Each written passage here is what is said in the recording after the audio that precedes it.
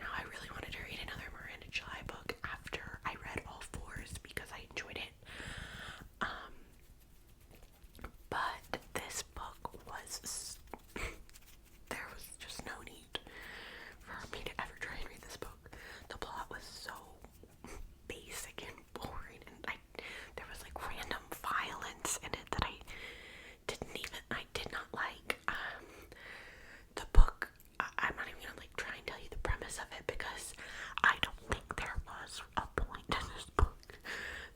So I DNF'd that. But after DNFing that book, I read Piranesi by Susanna Clark. Oh my goodness, what could I say about this book that is enough praise? So, I bought this book randomly like over a year ago when I was in New York visiting my brother and his fiance. I bought this book and because they recommended it and they're like, oh yeah, we've heard this book is really good. Didn't read it, was not in a reading mood. It's been sitting somewhere in my house collecting dust. And then I had seen it in TikToks. And I was like, okay, let me pick up this book. This book is 5 stars. This book is probably my new favorite book. Like literally. I have recommended this book to everyone. To literally everyone. I recommended this book to my boss, to my employees, to my friends, to my husband. Piranesi, this book is life-changing. I'm gonna read the back. Because sometimes I think when I talk about the plot of this book, I give too much away almost, so. Piranesi's house is no ordinary building. Its rooms are infinite. Its corridors endless. Its walls lined with thousands upon thousands of statues. Within the labyrinth of halls, an ocean is imprisoned. Waves thunder up staircases and rooms are flooded in an instant. There's a dog barking. But Piranesi is not afraid. He understands the tides, he understands the patterns of the labyrinth itself. He lives to explore the house. There's one other person in the house, a man called the Other, who visits Piranesi twice a week and asks for help with research into a great and secret knowledge. But as Piranesi explores, evidence emerges of another person, and a terrible truth begins to unravel, revealing a world beyond the one Piranesi has always known. So, I loaned my copy of this book to someone at work, but I bought it because I'm worried they're not going to give it back. But if they do give it back, this copy is going to be a gift. I actually think I'll probably give this one away anyway, because I want everybody to read this book. Like, I could talk about it forever, but anyway, we're still just on January's book, so I'm gonna move on. So, the next book, I listened to the audiobook of Project Hail Mary. I don't have a physical copy, but I'm gonna tap on this book. Project Hail Mary by Andy Weir. I gave this book 4 stars.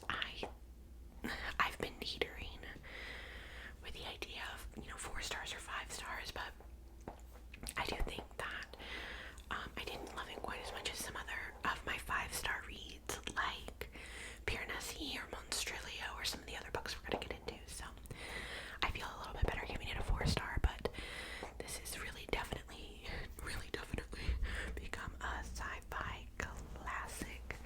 It's very popular. It's about a teacher who essentially is trying to save the earth because we are being attacked and our sun is being eaten by this like alien organism or alien life form, and so he basically has to